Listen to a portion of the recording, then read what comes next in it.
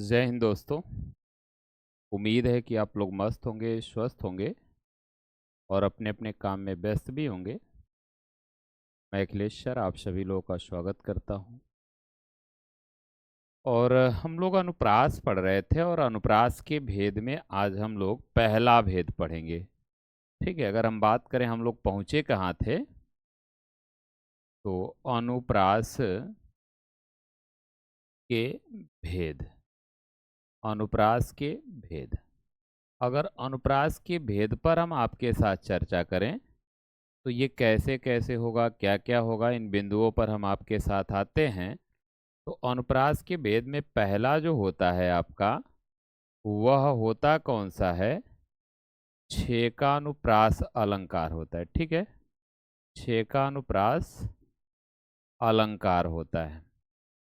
तो अगर हम बात करें छेका का शाब्दिक अर्थ क्या है, तो छेका का शाब्दिक अर्थ, छेका का शाब्दिक अर्थ चतुर, विद्वान या विदग्ध होता है, या विदग्ध विदग्ध होता है। यह विद्वानों का, यह विद्वानों का सबसे प्रिय अलंकार है। यह विद्वानों का सबसे प्रिय अलंकार है। अब इसके बाद अगर हम बात करेंगे परिभाषा की, तो परिभाषा क्या कहती है उस पर थोड़ा विचार कर लिया जाए। तो जहां एक या अनेक वर्ण की आवृत्ति, एक या अनेक वर्ण की आवृत्ति, जहां एक या अनेक वर्ण की आवृत्ति क्रमानुसार क्रमानुसार केवल क्रमानुसार केवल एक बार होती है, केवल एक बार होती है, वहाँ छेकानुप्रास अलंकार होता है। वहाँ छेकानुप्रास अलंकार होता, वहाँ छेकानुप्रास अलंकार होता है। देखो ये क्या कह रहा है, छेका का शाब्दिक अर्थ बहुत चतुर होता है, विद्वान होता है, विदग्ध होता है। तो भाई जो चतुर है, विद्वान है, विदग्ध है, तो जायज सी बात है कि यह विद्वानों का ही प्रिय अलंकार हो सकता है, बाकी किसी का नहीं। तो कह रहा है कि जहाँ एक या अनेक वर्ण, ठीक ना, जहाँ एक या अनेक वर्ण, ठीक है, जहाँ एक या अनेक वर्ण की आवृत्ति, जहाँ एक या अनेक वर्ण की आवृत्ति क्रम के अनुसार केवल एक बार, ठीक है, जहाँ कहीं भी जहाँ कहीं भी एक या अनेक वर्ण की आवृत्ति क्रम के अनुसार केवल एक बार होती है, उसे ही हम लोग किस नाम से जानते हैं? तो उसे ही हम लोग छेकानुप्रास अलंकार के नाम से जानते हैं। ठीक है, उसे किस नाम से जाना जाएगा? तो उसे छेकानुप्रास अलंकार के नाम से जाना जाएगा।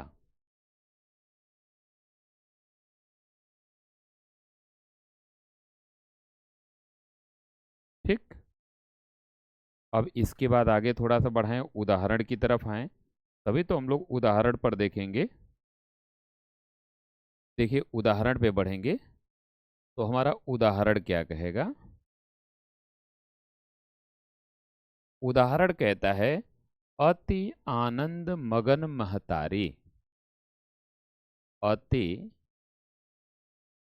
आनंद मगन महतारी। अति आनंद मगन महतारी।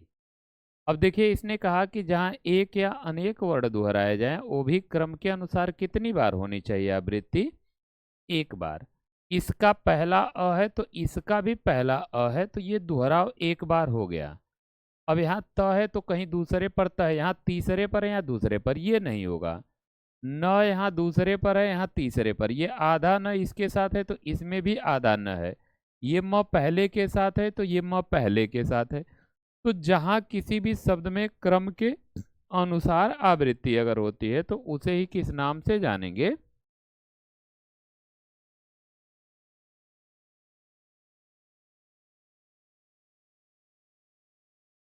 ठीक है, उसे ही किस नाम से जाना जाएगा? तो छेका के नाम से। दूसरा उदाहरण देख लेते हैं। देखिए, दूसरा उदाहरण कहता है कि बाल बलि सुखी सुखद। बाल बलि सुखी सुखद। तो अगर हम ब की बात करें तो ये पहले पर है, यहाँ ल दूसरे पर है, यहाँ स पहले पर है, यहाँ ख दूसरे पर। तो जो वर्ण दोहराए जा रहे हैं वो आप देख पा रहे होंगे कि क्रम के अनुसार कितने बार दोहराव हो रहा है? एक बार ही दोहराव हो पा रहा है। ठीक है।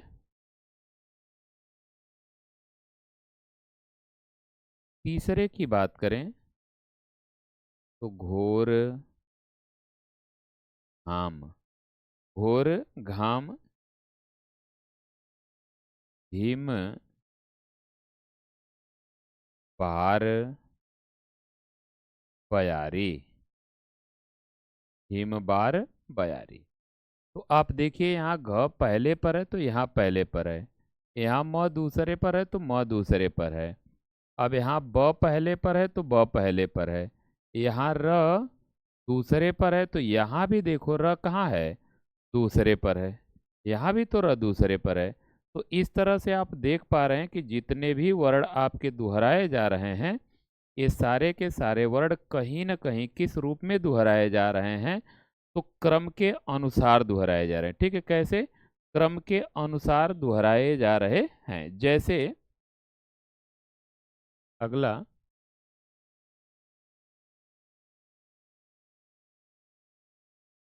कानन कठिन भयंकर भारी। भयंकर भारी। अब आप देखिए यहाँ पर भ पहले है तो यहाँ भी पहले पर है, यहाँ क पहले पर है तो यहाँ क पहले पर है, यहाँ न तीसरे पर है तो यहाँ भी न किस पर है? तीसरे पर। क यहाँ है तो यहाँ हो गया। अब ये क तीसरे पर है तो यहाँ कहीं तीसरे पर दोहराव है ही नहीं। ठीक। अगला, बसो मेरे नैनन में नंद लाल। बसो मेरे नैनन में नंद लाल।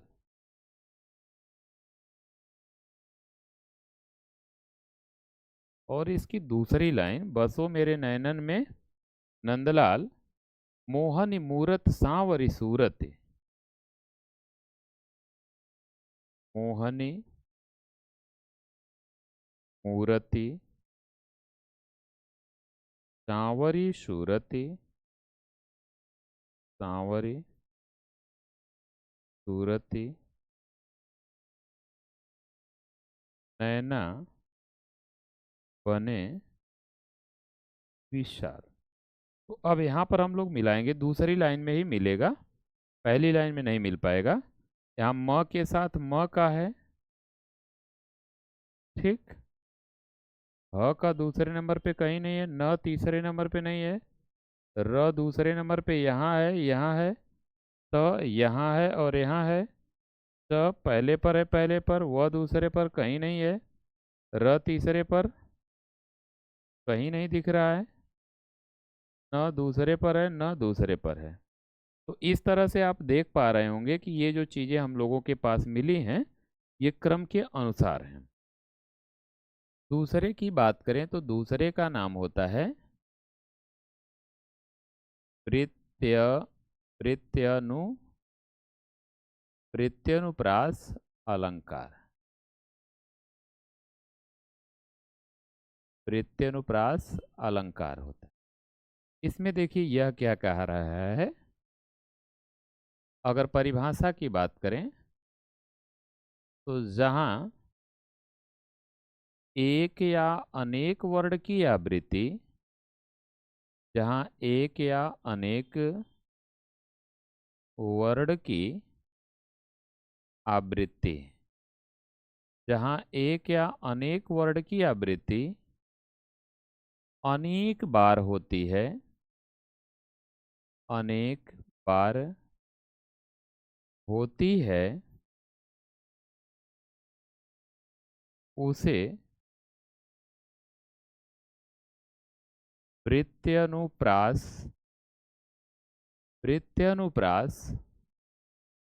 अलंकार कहते हैं। वृत्यनुप्रास अलंकार कहते, अथवा करके हम एक और परिभाषा दे सकते हैं, जहां किसी वर्ण की आवृत्ति, किसी वर्ण की आवृत्ति वृत्तियों के अनुसार होती है, वृत्तियों के अनुसार होती है, उसे वृत्यनुप्रास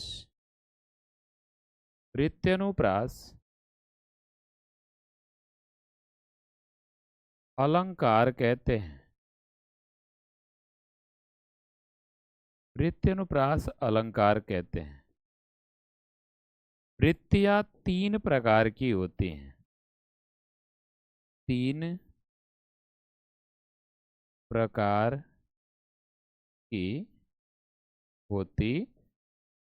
अगर पूछा जाए कि वृत्तियां कितने प्रकार की होती हैं, तो ध्यान दीजिएगा, वृत्तियां तीन प्रकार की होती हैं। ये कौन कौन सी वृत्तियां हैं, और इनको भी तो देख लें। ये कौन कौन सी वृत्तियां हैं, इनको भी जान लिया जाए। ठीक,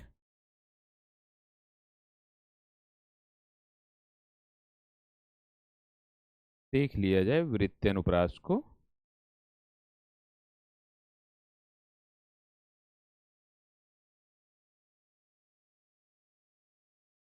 सबसे तीन प्रकार में पहला जो है हमारा, वह है कोमलावृत्ति। अब कोमलावृत्ति में क्या क्या आएंगे, ध्यान रखिएगा। तो इसमें आपका पहला काम अनुस्वार आता है, ठीक ना, अनुस्वार आता है। दूसरे की बात करेंगे तो ओष्ठ वर्ण आता है, ओष्ठ वर्ण आता है। तीसरे पॉइंट की बात करें तो इसमें आपका अंतस्थ भी आता है, ठीक, अंतस्थ हो जाएगा। और इसमें अगर रस की आप बात कर लेंगे तो इसमें कौन कौन से रस पाए जाएंगे, तो श्रृंगार रस होता है, इसमें भक्ति रस भी पाया जाता है, इसमें वात्सल्य रस भी पाया जाता है, और इन वाली वृत्तियों में करुण रस भी देखने को मिलता है। अगर दूसरे वृत्ति की बात करें तो दूसरी जो होती है उसका नाम होता है परुषा। और परुषा का मतलब क्या होता है, तो कठोर वृत्ति बोलते हैं। परुष माने कठोर होता है। अब इसमें क्या होगा, तो कठोर वर्ण के वर्ण हैं, मतलब ट वर्ग के वर्ण आएंगे, साथ ही साथ इसी में आपके द्वित्व वर्ण आएंगे, साथ ही साथ इसी में संयुक्त वर्ण भी आएंगे। ठीक है, संयुक्त वर्ण। अगर रस की तरफ बढ़ते हो तो इस वाली वृत्ति में वीर रस आपको देखने को मिल जाएगा, साथ ही साथ आपको रौद्र रस मिल जाएगा, साथ ही साथ इसमें भयानक रस भी आपको देखने को मिल जाएगा। ये इतनी चीजें इस वाले में मिलेंगी, कोमला, परुषा। और एक जो तीसरी होती है जिसका नाम होता है उपनागरिका वृत्ति, उपनागरिका वृत्ति होती है। तो उपनागरिका वृत्ति में अगर बात करें, ठीक है, तो ये आएगा क्या, उपर्युक्त दोनों शर्तों को छोड़कर शेष सभी। उपर्युक्त दोनों शर्तों को छोड़कर, शर्तों को छोड़कर सभी हो जाएगा, ठीक है। आज शेष सभी रस हो जाएंगे, शेष रस आ जाएंगे ऊपर जो हो चुके हैं, ठीक।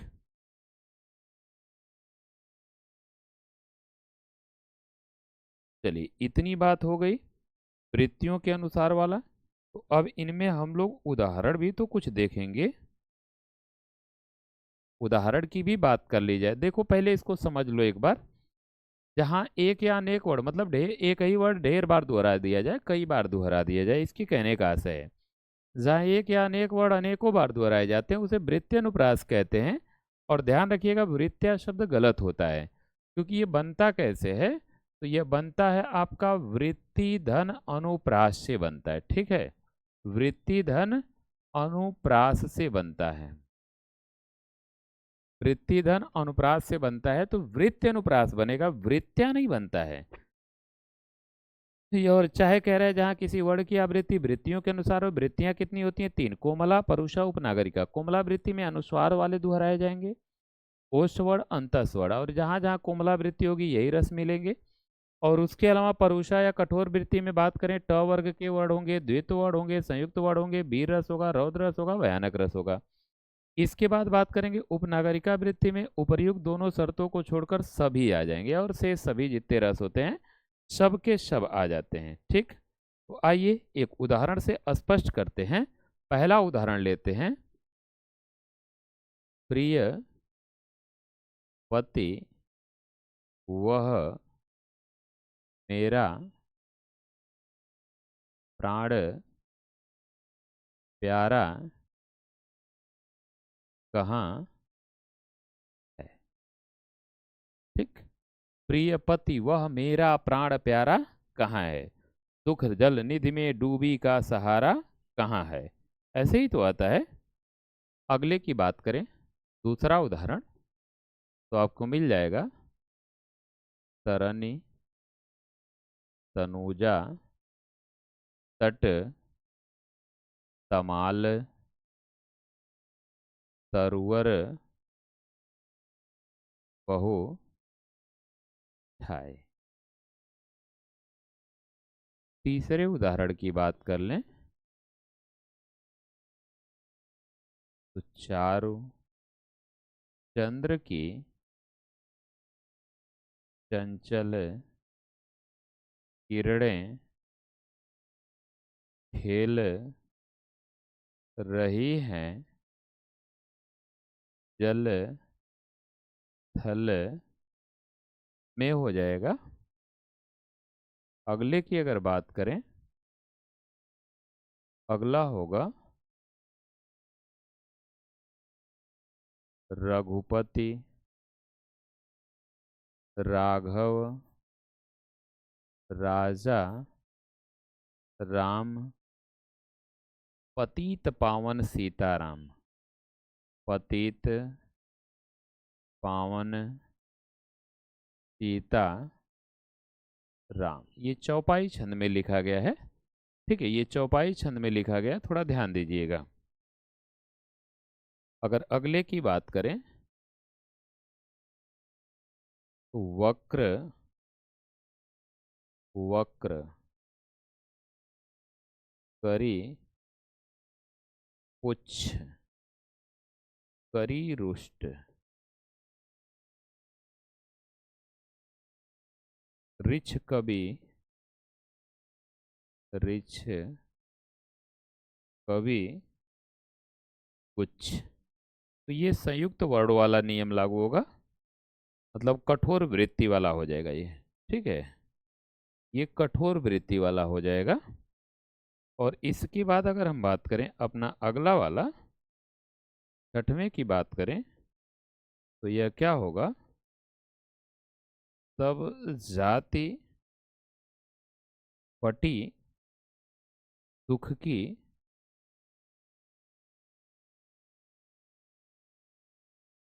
जाति फटी दुख की दुपट्टी कपटी न रहे दुपट्टी कपटी न रहे जहाँ एक घटी। तो ये ट वर्ड की आवृत्ति हो रही है। अगर इसको आप देखेंगे तो सबसे ज़्यादा इसमें दोहराव किसका हो रहा है? सबसे अधिक अगर दोहराव की हम बात करेंगे तो ये ट वर्ड की वृत्ति की दोहराव हो रहा है। अगर हम बात करें 7वें नंबर पे तो ये भी हो जाएगा सत्य स्नेह तिल सुख सागर। यहाँ पे आप देखेंगे 100 वर्ड की आवृत्ति हो गई। 8वें नंबर पर अगर आएंगे तो ये क्या होगा आपका? उदित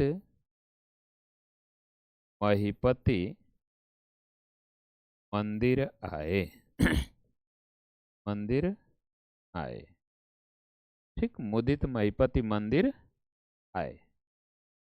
तो ये वाली भी चीज उम्मीद है कि आप लोगों को समझ में आ गई होंगी। ठीक, ये वाली भी बात समझ में आई होगी। देखो इसने कहा क्या था कि जहाँ एक या अनेक वर्ण की आवृत्ति हो, लेकिन कितनी बार? अनेकों बार हो।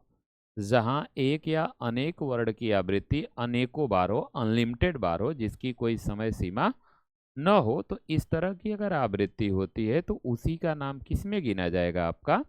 उसी का नाम गिना जाएगा आपका वृत्ति अनुप्रास। वृत्तियों के अनुसार आवृत्ति हो रही है। ठीक है, प प इसमें अगर देखेंगे तो किसकी आवृत्ति है? प वर्ण की है। इसमें देखेंगे तो त वर्ण की है। इसमें देखेंगे तो च वर्ण की है। इसमें देखेंगे तो र वर्ण की है। इसमें देखेंगे तो क वर्ण की है। ठीक है, क वर्ण की सबसे ज्यादा है। और इसके बाद देखेंगे तो इसमें ट वर्ण की है। और इसमें अगर देखेंगे तो स वर्ण की है। इसमें देखेंगे तो म वर्ण की है। अब अगर आप जाके देखेंगे तो ये कहीं ना कहीं किसी न किसी वृत्ति में आए हुए हैं। किसी न किसी वृत्ति में आए हुए हैं, इसलिए इनका नाम क्या रख दिया गया? तो वृत्त्यनुप्रास अलंकार रख दिया गया। ठीक है, अब इसके बाद अगले की तरफ बढ़ेंगे, जो तीसरा हमारा होगा, जिसको हम लोग क्या कहते हैं? तो श्रुत्यनुप्रास कहते हैं। क्या कहते हैं? श्रुत्यनुप्रास अलंकार कहते हैं। ठीक है, श्रुत्यनुप्रास अलंकार के नाम से जाना जाता है। श्रुत्यनुप्रास अलंकार के नाम से। आइए परिभाषा देख लेते हैं। परिभाषा क्या कहती है? तो जहां मुख के एक ही मुख के एक ही उच्चारण स्थान से मुख के एक ही उच्चारण स्थान से उच्चरित होने वाले जहाँ मुख के एक ही उच्चारण स्थान से उच्चरित होने वाले वर्णों की आवृत्ति होती है आवृत्ति होती है उसे श्रुत्यनुप्रास अलंकार कहते हैं। श्रुत्यनुप्रास अलंकार कहते। देखिए यहाँ क्या होगा? अगर कंठ का निकलेगा तो बार बार कंठ ही आना चाहिए। अगर तालु से निकल रहा है तो बार बार आपका तालु वाला ही आना चाहिए, दूसरा नहीं आना चाहिए। ठीक है, बार बार तालु वाला ही आना चाहिए। ठीक, और देखते हैं। ये ध्वनियाँ ये ध्वनियाँ कर्ण प्रिय होती हैं। ये ध्वनियाँ कर्ण प्रिय होती ध्यान रखेंगे, जब मुख के एक ही उच्चारण स्थान से होने वाले वर्ण आएंगे तो जायज सी बात है कि सभी के सभी बहुत आनंद देंगे। जैसे हम पढ़ें क ख ग घ अंग, तो क से सब कंठ से निकलेगा, ये अच्छा लगेगा। लेकिन यही पढ़ें हम क च ट त प, ऐसे पढ़ें क च ट त प, ऐसे अगर पढ़ेंगे तो इस स्थिति में ये आनंद की अनुभूति नहीं देंगे, कान को अच्छे नहीं लगेंगे। ठीक। अब इनके उदाहरण पर आ जाते हैं, इनका उदाहरण क्या कहता है, उदाहरण भी तो देखना जरूरी है।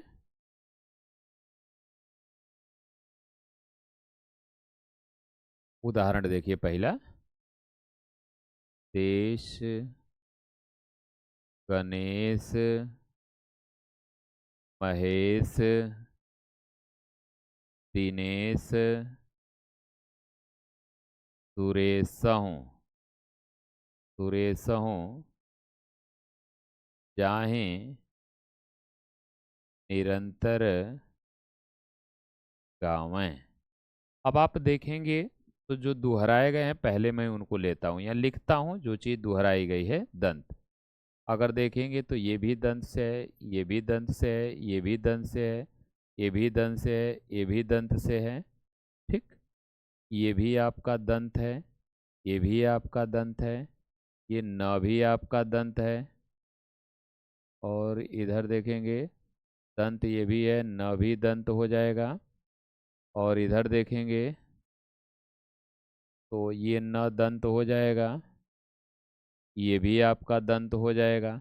तो आप जो देख रहे हैं सबसे ज़्यादा जो वर्ण दोहराए गए हैं उन सभी वर्णों का उच्चारण स्थान प्रायः कहाँ देखने को मिल रहा है, एक ही जगह मिल रहा है, वो भी कहाँ, दंत से। दूसरे नंबर पे देखिए, दूसरा उदाहरण है कि तुलसीदास सीदत, तुलसीदास सीदत, तुलसीदास सीदत निशिदिन देखत, निशि दिन देखत तुम्हार निठुराई, तुम्हार निठुराई। ठीक। कह रहा है कि तुलसीदास सीदत निशिदी ने देखत तुम्हार निठुराई। तो अगर बात करें यहाँ पर तो ये हमारा कहाँ से सबसे ज़्यादा निकला है, तो दंत से। आओ मैं दिखाता हूँ कैसे। ये भी आपका दंत होगा, ये भी दंत होगा, ये भी दंत होगा, ये भी दंत होगा, ये भी दंत होगा, ये भी दंत होगा, ये भी दंत होगा, ये भी दंत होगा, ये भी दंत होगा, ये भी दंत होगा, ये भी दंत होगा, ये भी दंत होगा। ठीक। ये भी दंत होगा, ये भी दंत होगा, ये भी दंत होगा, ये भी आपका दंत होगा। तो देखिए जो सबसे ज्यादा वर्ण दोहराए गए हैं इन सबका उच्चारण स्थान आपको कहाँ मिल रहा है भाई, सबका उच्चारण स्थान दांत से ही तो मिल रहा है। ठीक। इसके बाद अगला उदाहरण, दीनांत था थे दीननाथ डूबते, दीनांत था थे दीननाथ डूबते। ठीक है, दीनांत था थे दीननाथ डूबते। तो अगर इसमें भी देखेंगे तो हमको दंत ही दिखाई दे रहा है ज़्यादा से ज़्यादा। तो आओ देख लेते हैं, दंत दंत दंत दंत दंत दंत दंत दंत दंत दंत। ज़्यादा से ज़्यादा सबके सबका उच्चारण स्थान कहाँ है, दंत है। जो सभी के उच्चारण स्थान दंत हैं तो जायज़ सी बात है ये सुनने में प्रिय लगेंगे। ठीक है, एक उदाहरण और लिख लेते हैं, जैसे निशि वासर साथ, निशि वासर साथ रसातल, रसातल ज्यों सरसात घने घन। अब देखो इसमें अगर यहाँ भी देखेंगे तो दंत हैं सबके सब। तुलसी दंत, ये दंत होगा, ये भी दंत होगा, ये भी दंत होगा, ये भी दंत होगा। ठीक, ये भी दंत होगा, ये भी दंत होगा, ये भी दंत होगा, ये भी दंत होगा। और इधर जाएंगे, ये भी दंत होगा, ये भी दंत होगा, ये भी दंत होगा और ये भी दंत होगा। जो सबसे अधिक वर्ण इनके बीच में आए हुए हैं, तो अगर आप सबका उदाहरण देखेंगे तो कहीं ना कहीं ये सारे के सारे उदाहरण किसको बता रहे हैं आपके, ये पूरे के पूरे उदाहरण तो बता रहे हैं आपको।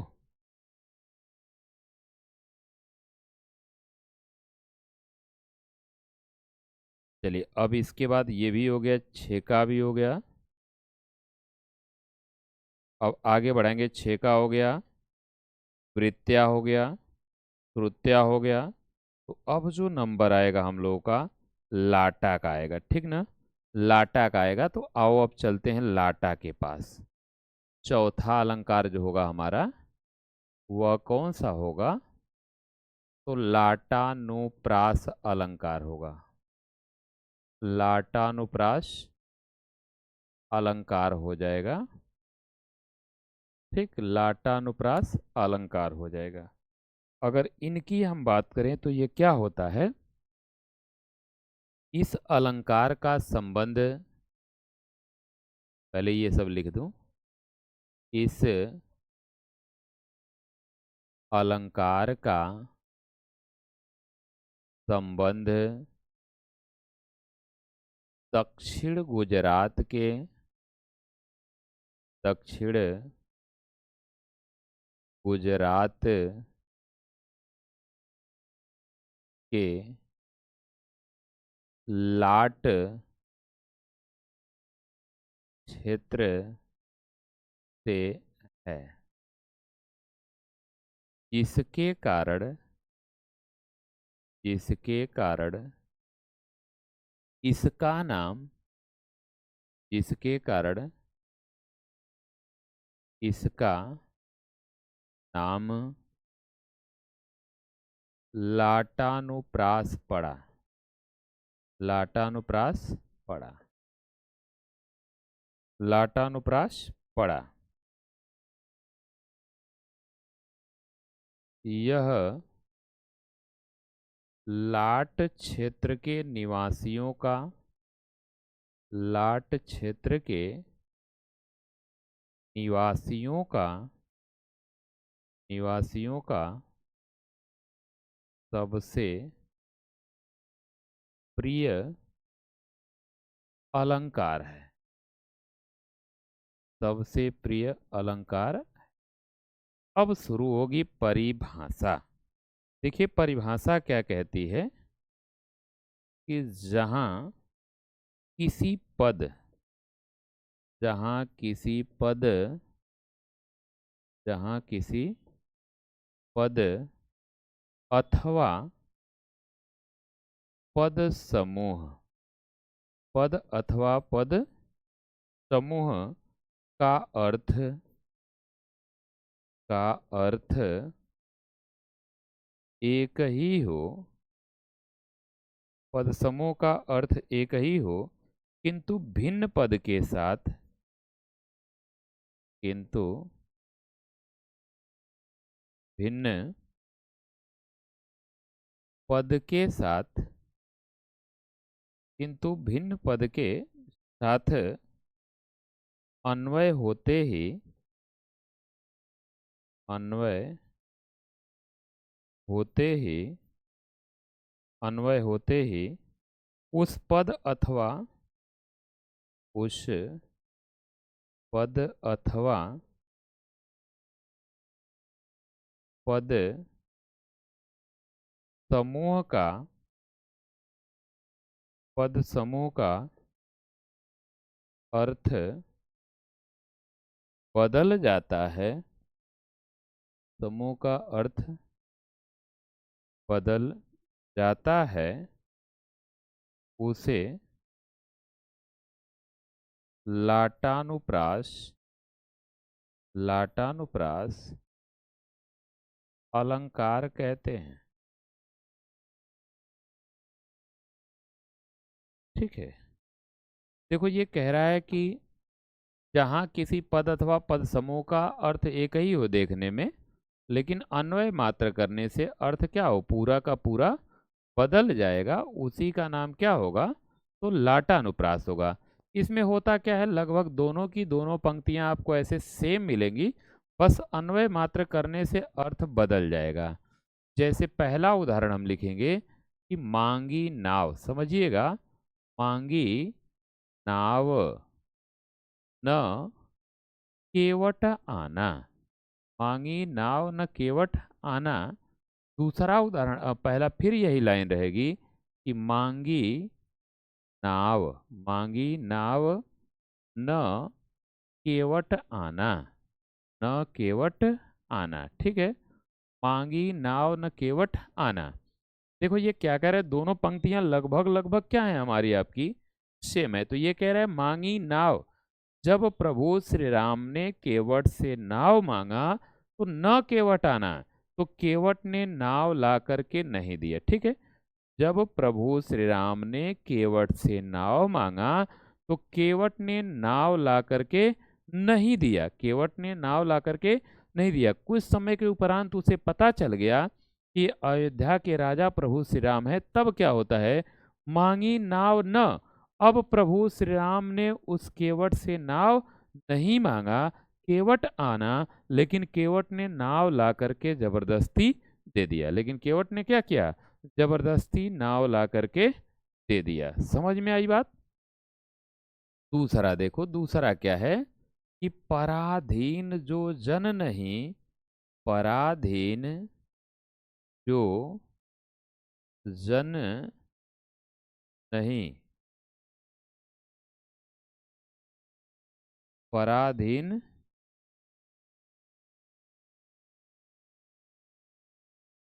जो जन नहीं, स्वर्ग नरकता हेतु। फिर रहेगा पराधीन जो जन नहीं, स्वर्ग नरकता हेतु। देखो क्या कह रहा है, पराधीन मतलब पराधीन जो जन, जो लोग दूसरों के वश में होते हैं, कह रहा है कि लाइन दोनों लगभग बराबर हैं। पराधीन जो जन, जो लोग दूसरों के बस में होते हैं, नहीं स्वर्ग नरकता है, तो उनके लिए कहीं पर धरातल पर स्वर्ग नहीं है, सुख नहीं है। वही उनकी पराधीनता क्या है, नरक जैसी है, गुलामी ही जो है उनकी, वही दुख का कारण है, वही दुख है उनका। फिर कह रहा है पराधीन जो जन नहीं, जो लोग दूसरों के बस में नहीं होते, कह रहा है कि जो लोग दूसरों के वश में नहीं होते हैं, स्वर्ग नरकता है, तो उनके लिए नरक भी स्वर्ग है। जो लोग स्वतंत्र होते हैं उनके लिए सुख दुख सब क्या होते हैं, बराबर होते हैं, ठीक है। तीसरे उदाहरण की बात करें तो आपने पढ़ा होगा पूत कपूत तो का धन संचय, का धन संचय। फिर है कि पूत कपूत तो का धन संचय, ठीक। ये भी है, पूत कपूत तो का धन संचय, पूत सपूत तो का धन संचय। कह रहा है कि पुत्र यदि कुपुत्र हो, पुत्र यदि कुपुत्र हो तो क्यों धन इकट्ठा किया जाए। अब पुत्र यदि सपुत्र हो, ठीक है, पुत्र यदि क्या हो, सपूत हो, अच्छा हो। पुत अगर खराब हो, कपूत माने खराब होता है, यदि पुत्र खराब हो तो क्यों धन इकट्ठा किया जाए, क्योंकि इकट्ठा किए हुए धन को वह नष्ट कर देगा, ठीक। और दूसरी बात, पूत सपूत हो तो क्यों धन इकट्ठा किया जाए, यदि पुत्र सुपुत्र है तो भी क्यों धन इकट्ठा किया जाए, क्योंकि पुत्र से ही सबसे बड़ा धन होता है, पुत्र से बड़ा कोई धन नहीं होता है। तो एक तो ये भी कह रहा है। आगे बढ़ते हैं, अगला उदाहरण ले लेते हैं।